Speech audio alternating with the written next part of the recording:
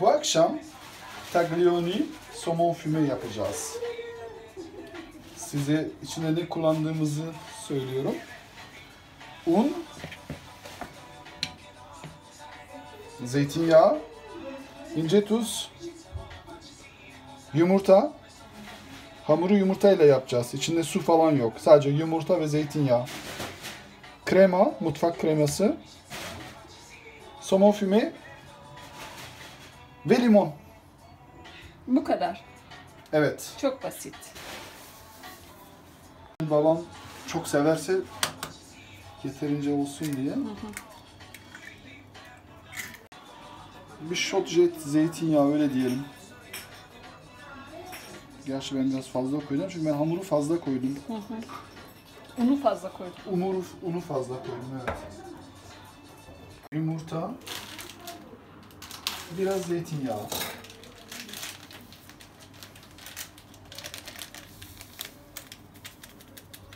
Biraz da buraya koyalım için.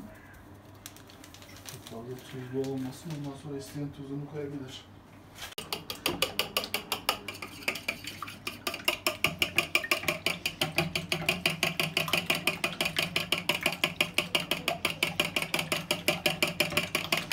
Bunu dolaba koyabiliriz.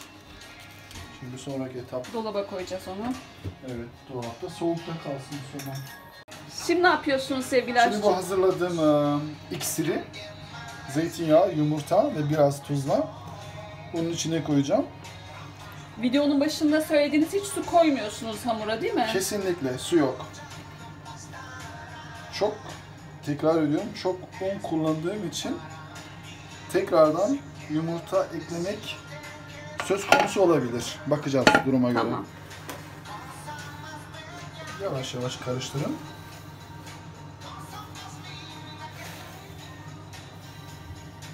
Lazım.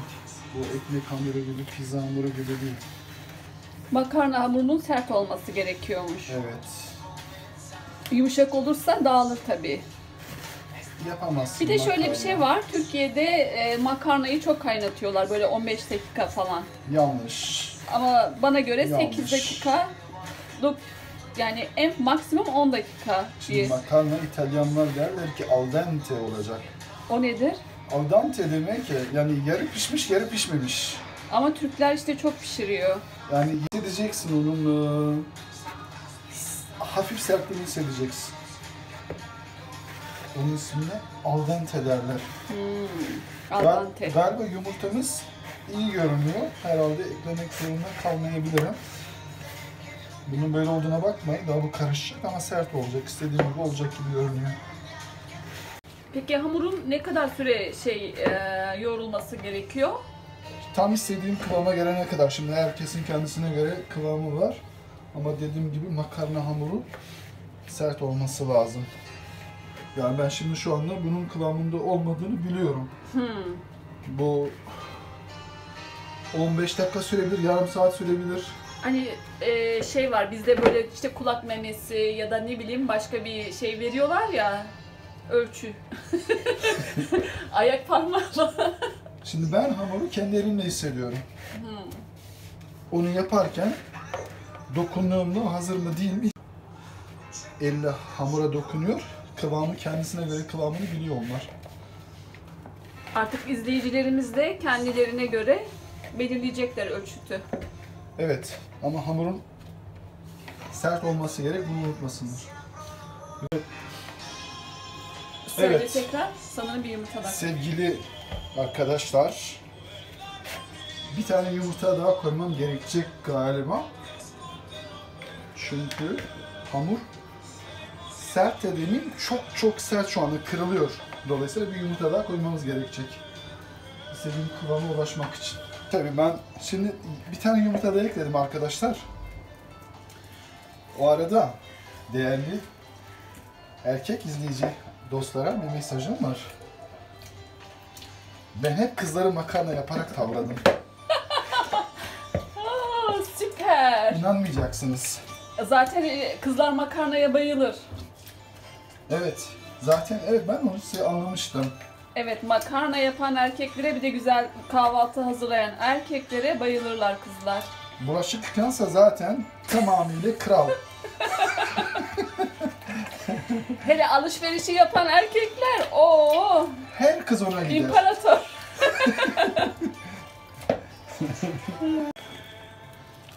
Gördüğünüz gibi.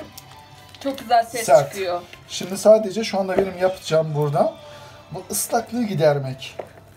Yani hamur sert olacak ve ıslaklık yok olacak. Yumurtanın verdiği ıslaklık.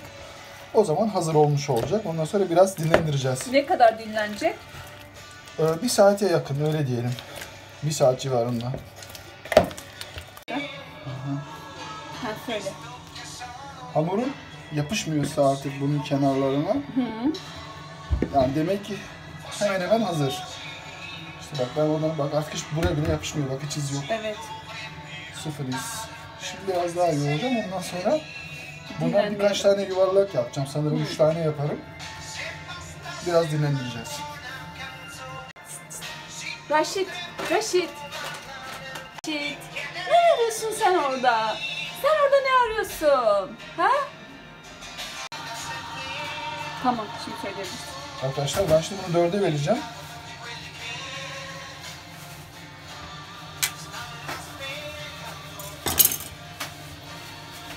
Biraz önce büyük hamurla yaptığım aynı şeyi bununla yapacağım. Önce çalışmayı gördünüz.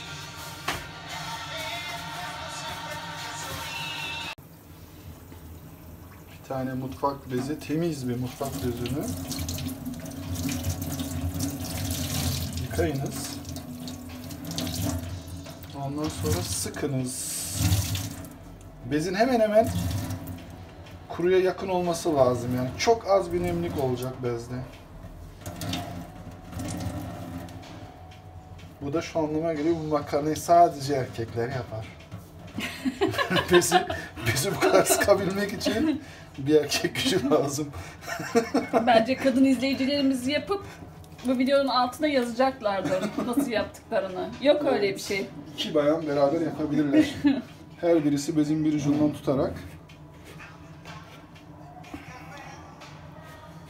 Tamam, böyle bırakıyoruz. Şimdi 1 saat bekleteceğiz. Bir böyle. saate yakın dolaba koymayın, dışarıda bırakınız.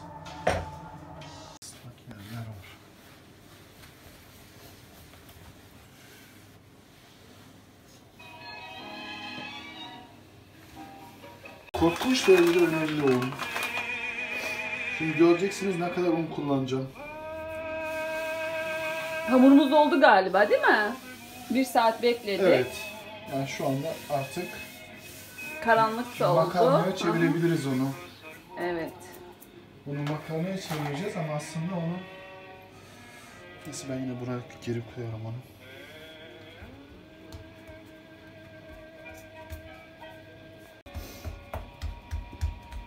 Paris'te kaç yıldır aşçısınız? 20 yıldır. 20 yıldır. Evet. Hep İtalyan restoranında mı aşçılık yaptınız? Evet. Neden İtalyan restoranı? Tesadüfen oldu. Ben severim İtalyan mutfağını. Bir gün gittim bir İtalyan restoranında makarna yemek istedim. İşte orada aşçı kendisi bana servis yaptı. İsmi de Mario'ydu. Mario, Mamma Mia. Aşçı.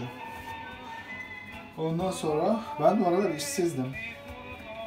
İşçi arıyor musunuz diye sordum. Dedi evet. Bir tane yardımcıya ihtiyacım var. Ben dedim ben hiç yapmadım bu işi ama çok isterim öğrenmeyi. İster misiniz? Gelip sizin yardımcınız, çırağınız olayım. Kabul et Mario. Mario, hiç unutmadım Mamma Mia. Etapta elle yapıldı da sonra makine oldu o. Daha Çok basitti. tabii enteresan bir şey. Daha sonra Mario'nun kızıyla evlenmişsiniz galiba. Evet. Evet, inanmayacaksınız ama makarna yaptım kızına. Babasından daha güzel olmuş galiba, babasının makarnasından. Aşık oldu bana. Söylemiştim ya. Evet. Dostlar, ben kızları hep makarnayla ayarladım. O meşhur makarna. O meşhur makarna evet. Tarzan. Atla gel. Gel kurtarayım seni gel. Gel. Bunun makinesi var. Tabii restoranda makineyle yapıyorsunuz ama Tabii, evde tabii. yaptığın zaman makine kullanmıyorsun. Aslında evde de makine Şu andaki eşine mesela yaptığın zaman makine kullanmıyorsun. kendim yapıyorum. Evet. Kendi ellerimle yapıyorum. Ha. Ama tabii çok daha zaman alıyor. Çünkü bunu bayağı inceltmeniz lazım. Zaten göreceksiniz. Yani mesela burada bir erkek izleyicilerimize söylersek bir kızla bunu yapmak isterse sabahtan mı başlaması lazım? Öğleden sonra, akşam Öğleden yemeği sonra. yapacaklarsa öğleden sonra. Ha, tamam. Öğleden sonra. Yapmak isterlerse o tabii. Bak, Bir günde pizza videosunu çekeriz. Tabii hamurunu sabahtan ya da önceki günde yapabilmesi gerekiyor yani.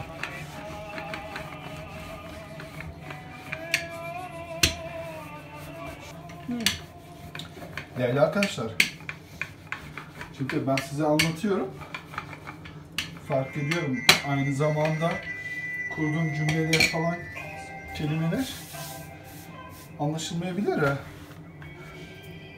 Çünkü tahmin edebileceğiniz gibi ilk bira değil bu. Bir de işin On, püf ondan noktası kaynaklanıyor. Tabii yanınızda mutlaka bira olacak. bira olacak. Hatta bir kasa bira alın yanınızda dursun. Peki şarap niye olmuyor bira? Şarap daha iyi gider ama bu akşam İtalyan şarap olmadığı için Ha, anladım. Danimarka birası içiyoruz dostlar.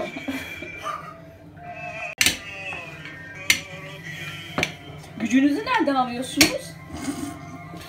Makarna yiyorum, çok makarna yiyorum. Çok makarna yiyorum. Bir de gördüğünüz gibi bira da içiyorum. İşte Erasa'nın ikisinin karışımı. Bira ve makarna size güç Evet, veriyor. evet dostlar. Ve istediğiniz kızı ayarlıyorsunuz. Ragazza.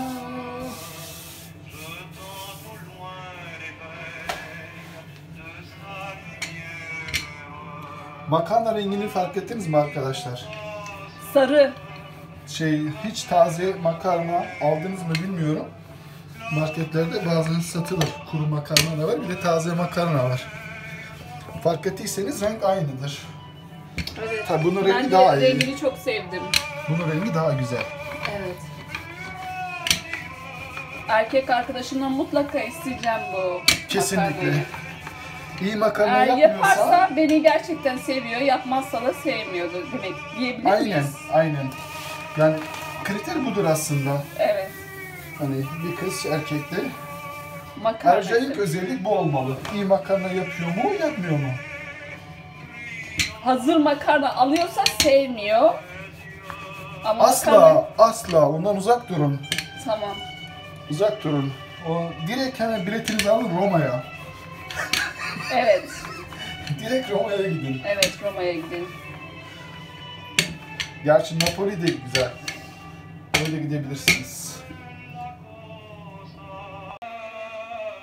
Arkadaşlar şimdi ilk makarnamızı hazırladık. Hazırladığımızı Peki bu şey söyleyebiliriz. kaç porsiyon çıkar bundan? Bir şeyden yuvarlak ne diyorlar ona toptan? Sanırım 2 kişi yeter bu. 2 kişi, wow. 2 kişi yeter. Biraz fazla yaptık çünkü biz çok gurmeyiz. Çok yiyeceğiz bu akşam. Evet. Bir de sabahtan beri hazırlanıyoruz buna. Bir şey yemedik. Onun için biraz fazla yaptım. Tabii bunun değişik kesme yöntemleri var.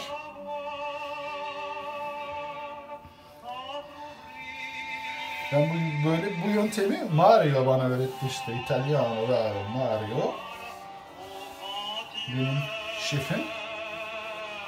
Asistanım da geldi şu anda. Görmüyorsunuz tabii. Bu işi yeni öğrenen- İtalyanlar zaten böyle şeyler yapıyorlar değil mi? İnsanlara Tabii, böyle Tabii. yardım ediyorlar. Tabii. Zaten hani bana da oradan geliyor. Her şey bana Mario öğretti. Sizde de bir İtalyan kültürü hissediyorum zaten. Mario sayesinde tabii biraz O, İtalyanlaştık. Mamma mia. Ama işte Tabii bir İtalyanla da evlilik yapmanız da tabii. evet. Makarnanın faydaları tabii bunlar.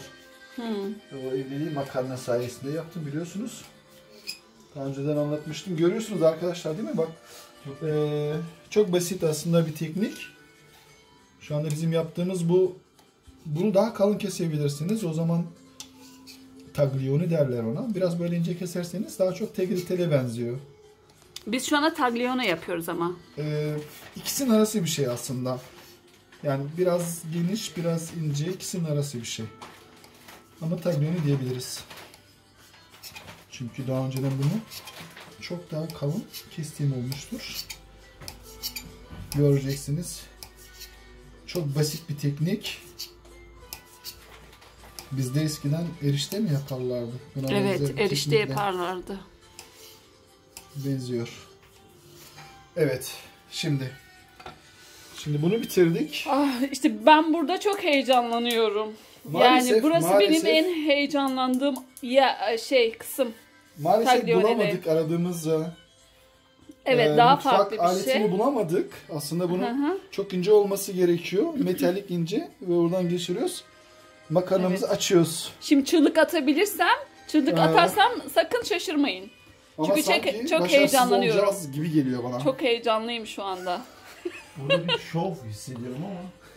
Şimdi sanki evet. Evet. Tabii istediğim aleti tekrar söylemeyi Evet. görüyorum. Bulamadım. Çok mağazaya gittik Evet, bugün. çok aradık. Çok Evet. mağazaya gittik. Maalesef Türkiye'de Çok zor mağazaya bulunuyor. gittik. En yakın olan buydu. hı hı. Satın aldık işte bu küçük tahta aleti. parçasını. Aleti. Bakalım olacak mı? Evet. Çok heyecan verici. Görüyorsunuz arkadaşlar. Ay, süper süper süper. Makarnamız kendine Şimdiden geliyor. gerçekten inanılmaz, inanılmaz, inanılmaz. Anladınız değil mi? Evet. Kızların buna Evet, ben yani dayanamadığını anladınız. kesinlikle dayanamam. Anlamış oldunuz. Evet. Makarnamız. Oh my god, oh my god. Mamma mia. Gerçekten de İtalyanların dediği gibi ma che cosa. çok etkileyici Evet, yani. Şimdi bunu hazırladık. Bunu koyacağız. Burada Tamam. kalsın. Diğer kısımları da bu şekilde yapıyoruz. Evet, yani Evet. göstermemize gerek yok. Evet. Aynı şey. Tamam. Arkadaşlar, Tamam. arkadaşlar işte o ilk başta gördüğünüz prosedürü bütün hamuru kullanarak sonuna Peki getirdik. niye böyle diziyoruz? Aslında bundan daha çok fazla ayrı dizmek lazım. Yapışma şansını ortadan kaldırmak için. Esasında bu mesela biz çok kişi için yaptık. Makarna hızlı şekilde kesilir ve direkt suya atılır. Biz şimdi direkt suya atmayacağımızdan böyle bir yöntem bulduk. Böylelikle makarna birbirine yapışmamış oldu. Öyle dağıtarak bunları dizdik. Gördüğünüz gibi yapışmamışlar. Şimdi bunları artık kaynatacağız. Suya atıp. Suyumuz da kaynadı. Suyunuzu kaynatıyorsunuz. Suyun içine tuz ve Biraz zeytinyağı zeytinyağı, o kadar. ekliyorsunuz. Tamam. Evet. Bunlarımız al dente olacak biliyorsunuz arkadaşlar. Kızlar bunu seviyor. Unutmayınız. Ya aslında makarnaya aşk yemeği de diyebiliriz değil mi? Kesinlikle. Kesinlikle. Tabii. Sos da, Unutmayınız. sos da çok önemli. Aşk tanrısı Eros. Unutmayınız onu. Evet. Hatta İtalya'da Eros diye bir şarkıcı vardı. Bilmeniz Evet, lazım. Eros Ramazzotti. Bütün kızlar arkasında koşuyorlardı. Halbuki adamın şarkılarından çok adamın makarna yapışı var onun. Olay ondan kaynaklanıyor yani. Eros çok güzel makarna yapar. Güzel de şarkı söyler. Severim ben. Bence makarnası bir kalıp üstte şarkılarına göre. Bunu 2 dakika sonra falan bir tanesini alıp tadacaksınız. Hı. Çok fazla yapış olmayacak. Biraz sert olması lazım dediğim gibi. Al dente yapacağız. 2 dakika sonra. Genelde yani bu 3 dakikada falan hazır olur. En fazla 4 dakika. Suyu iyice kaynatmak gerekiyor Tabii. herhalde. Suyumuz kaynamıştı. Bilmiyorum. Evet, kaynadı. Çektik mi o anı? Kaynamıştı suyumuz.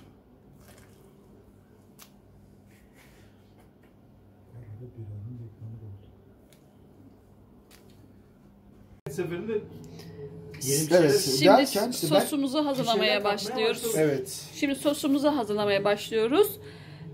Somonları Elimizle kesiyoruz. Çünkü ben bir şey söyleyeceğim. Arkadaşlar çok önemli. Mario, Mamma Mia. İşte benim o şefim Mario elleriyle kesiyordu. Bıçak kullanmazdı. Derdi oğlum bu çok önemli. Çünkü elinle El buna lezzeti. aşk vereceksin. kesit derler. yansıyor. Aşk. Duygularını yansıtabiliyorsun ama. Aşk. Sonuçta sen bu makarnayı niye yapıyorsun? Aşk için. Benim kızımı tavlamak için. demişti çünkü anlamıştı aslında. Dedi elinle bunları keseceksin. Aşk vereceğim. Duygu vereceksin. Duygu. Ben de somonu çok severim. Yani somon benim için vazgeçilmez Somon da normalde yiyeceklerden duygusal bir balık, biridir. değil mi? Evet. Biraz kalın olmuş. Şimdi siz İtalyan mutfağını yapıyorsunuz, aşçısınız ama aslında Paris'te yaşıyorsunuz değil mi? Evet. Ve esasında elektrikçiyim. Evet. Açıkçası. Elektrikçisiniz ama Size daha bar açtım. sonrasında aşçılığa geçtiniz. Evet. Ben de sizi o güzel önce Le Village, önce Le Veniz'de tanıdım. İtalyan restoranı. Le Veniz'de tanıdım. Sonra Le Village restoranına geçtim. Orada o güzel İtalyan pizza ve makarnalarını tattım. Evet, ben de size onları hazırlama fırsatı yakaladım. Evet. Şimdi arkadaşlar aslında galiba 2 dakika geçtik biraz. Bakalım. Tadına bakacağım. Bakalım al dente olmuş mu? Sıcak tabii.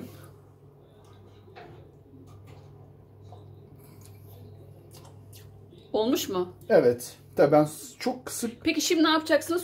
Süzecek misiniz Direkt. yoksa pişmeye devam mı edecek? direkt süzmeye geçeceğiz. Direkt. Ben şimdi karıştırıyorum. Yapışık olanlar varsa. Canım tagliatelle hazır. Of Allah'ım, Allah'ım, Süzgeçten Allah'ım. geçerken bile kokusu var ya. Allah'ım Değil mi? muhteşem Değil mi? görünüyor, Sinirli muhteşem evet. görünüyor, muhteşem. Evet. Muhteşem görünüyor. En Ben- sevdiğim, en sevdiğim. Harika görünüyor. Bu şekilde bile yiyebilirim ben. Sevgili Bu asistanım. saniyeden sonra sosu hızlı bir şekilde yapmak gerekiyor değil mi? Makarnayı bekletmeye gelmez yapışır orada. Evet, evet. Yapışır orada. Aslında ikisini paralel olarak hazırlamak gerekirdi.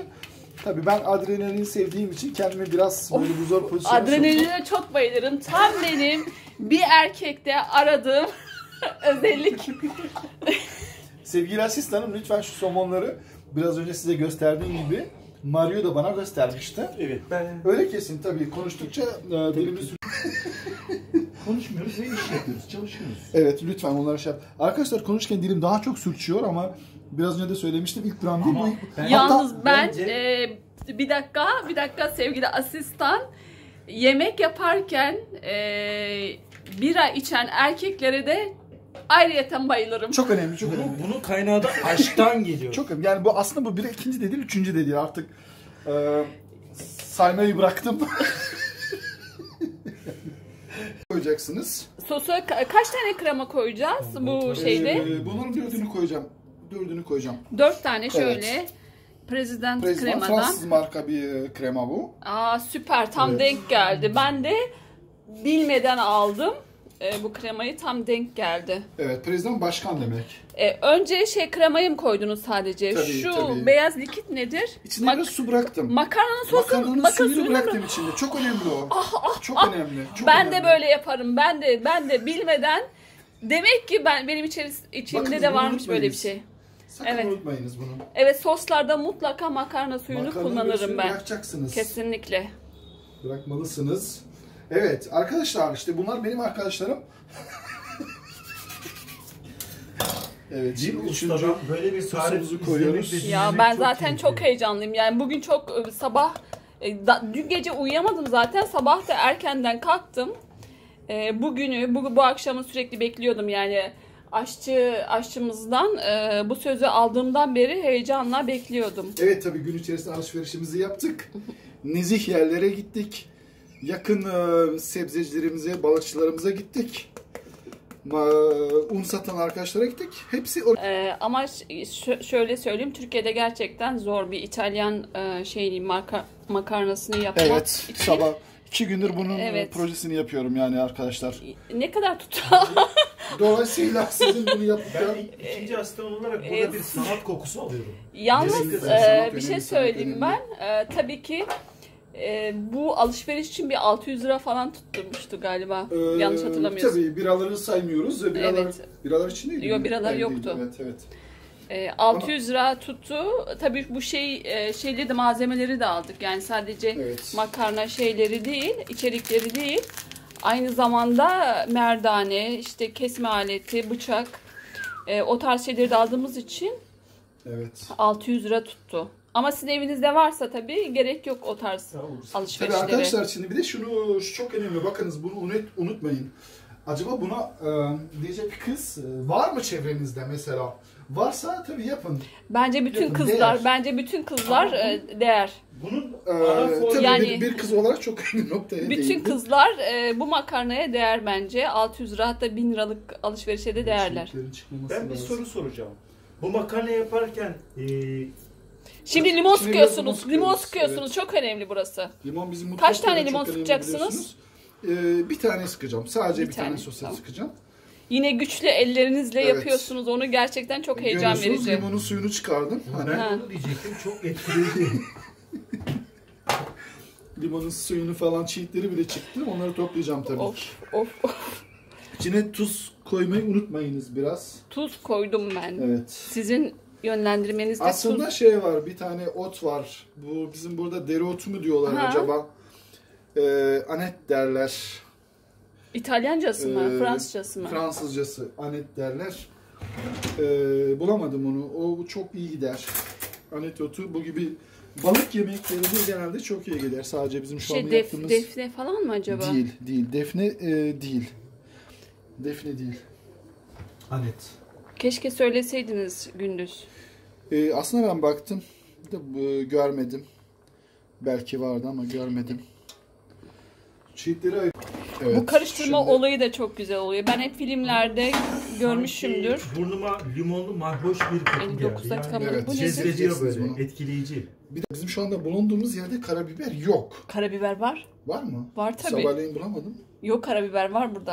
Var, biraz karabiber Ay, bir de alabilir miyiz? karabiber koyacağız buna, değil mi? Evet. İtalyan Evet. mutfağında o sakın unutmayınız. Karabiber. karabiber, Evet, bakın. toz karabiber de Aa, olur. Çiçek Evet. toz karabiber. Evet. Aha. Markası çiçek olacak. Önce ne yaptık? Birazcık makarna suyunun içerisine aldığımız kremaları koyduk. Şimdi somonları koyuyoruz, ekliyoruz. Daha sonrasında da karabiber Evet, şey abi, yapacağız, aslında biraz, ekleyeceğiz. evet, aynen. Tabii zaten arkadaşlar biliyorsunuz somon füme bu şekilde de yenilebilir. Ama çiğ Ben yenmez evet tabii. bu şekilde bu şekilde yeniliyor. Bu şekilde yenilebilir. Bayılıyorum ben. Ayılar yiyor, çiğ yiyor onlar. Şimdi- İtalyan mutfağında karabiber çok önemlidir. Ama çok koymadınız. İtalyan Ben bunu mutfağında en soracaktım. önemli Fazla şey ne? koymadınız. Bir dakika Ersin. İtalyan mutfağındaki vazgeçilmez şeyler, içerikler nedir böyle? Bakınız İtalyanlar yemeklerin hemen hemen hepsine karabiber koyarlar. Mesela biz sanırız ki karabiber Türkiye'de vazgeçmediğimiz bir baharattır. İtalyan mutfağını karabibersiz neredeyse hayal etmek imkansızdır. Bunu çok fazla kişi bilmez. Benim tabii İtalyan ustam Mario bana bunu söylerdi. Ben de İtalya'ya gittim, Floransa'ya gittim. Napoli'ye gittim, Roma'ya gittim. Bunu gördüm orada.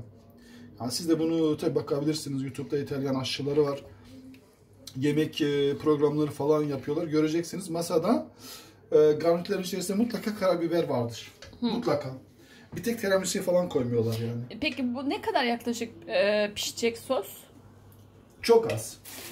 Bu arada çok kısık ateşte pişiriyoruz arkadaşlar. tabii, çok az. Evet. Ben sadece şu anda kremanın açıkçası ısınmasını bekliyorum. Zaten o sıcaklık somonu biraz pişirecek ama aslında somonun Zaten pişmiş, çok az evet. pişmesi lazım. Çünkü bu somon füme. Tenceremiz biraz küçük. Çünkü biraz sonra göreceksiniz makarnanın hepsini içine koyacağım. Biraz hafif bir sıkıntı yaşayabiliriz ama önemli değil. Biz zaten başta da söylediğim gibi adrenalini seven bir aşçı olarak Heyecan. hani bakacağız taşıyor mu taşmıyor mu? Taşarsa daha mutlu olacağım çünkü Of, of, adrenalin of, biraz of. daha yükselecek. Taşkınlık Tabii, göreceğiz bir de. evet. Vay vay vay. Tabii arkadaşlar, Şimdi dediğim gibi makarnamızı aslında bu yemek ekliyoruz. Çok çabuk yapılması lazım. Dikkat edersiniz makarnada hafif bir yapışıklık oluşmuş. Evet. Ama çok fazla süre kalmadı. Merak etmeyin, Evet, birazdan evet, göreceksiniz. O dağılacak. Yani O dağılacak. sosu gördükçe dağılacak. Makarna birbirinden ayrılacak. O çok Göreceksiniz. önemli. Tabii tekrar ediyorum tenceremiz maalesef biraz küçük. Bakın ben bunları karıştıkça makarnalar birbirinden ayrılacaklar. Görüyorsunuz ayrılıyorlar. Bunu güzelce yavaş yavaş karıştırın.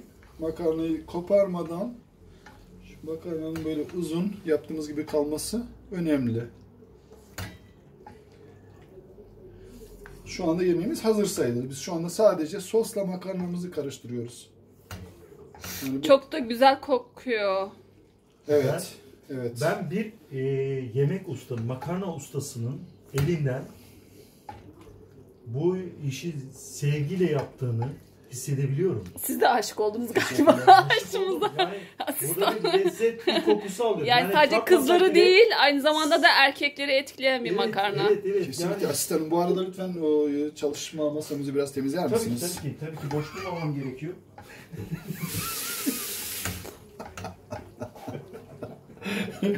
Asistanım lütfen.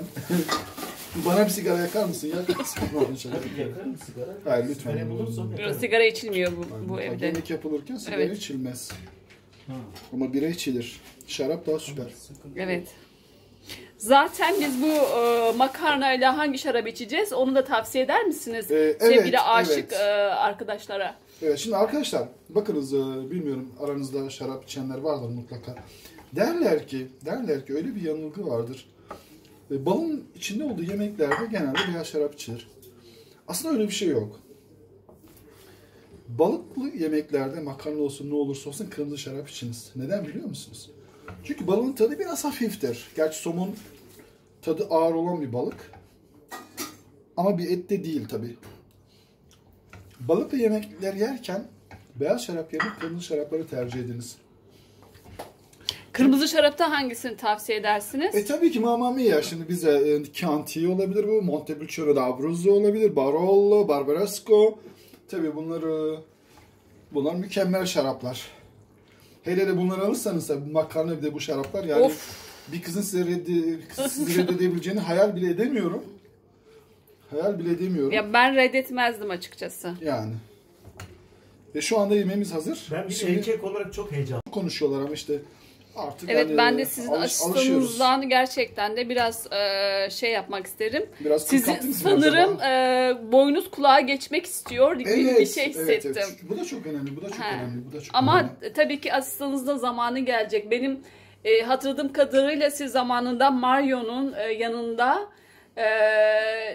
asker gibi durduğunuzu söylemiştiniz. Evet, bir disiplinle, kesinlikle. asker bir Ama disiplin, bunları askeri bir disiplin. Mario'nun kızı Francesca için yaptım. Ha, Yani amacıma ulaştım tabii ki. evet. Francesca'ya güzel bir makarna yemeği yaparak. Harika. Onu Şimdi aldık. makarnamız Yani onun oldu, sevgisini değil mi? kazanmış. Evet, İşte makarnamız şu anda hazır makarnamız arkadaşlar. oldu. Muhteşem Ben size bir görünüyor. sunum yapacağım. Size bir Muhteşem sunum yapacağım. görünüyor. Muhteşem. Tabii, tamam. Böyle Akdeniz bu şekilde bir tabağa porselen. koymak lazım, değil mi? Evet, derin olsun tabak, derin. Şimdi bu gördüğünüz garip aletle makarnayı alabiliriz. Tabağa koymak için. Of, süper. Evet. Alın böyle. Tabağın içine koyduktan sonra şöyle şunu şöyle böyle çevirerek bırakınız. Evet. Görünüyor. Sunum olarak basit. Ama görüntü olarak tabii sempatik bir görüntü oluşuyor. Görüyorsunuz. Biraz daha alalım. Evet, makarnamız servise hazır. Çok teşekkür ederiz sevgili aşçımız. Çok memnun oldum ben.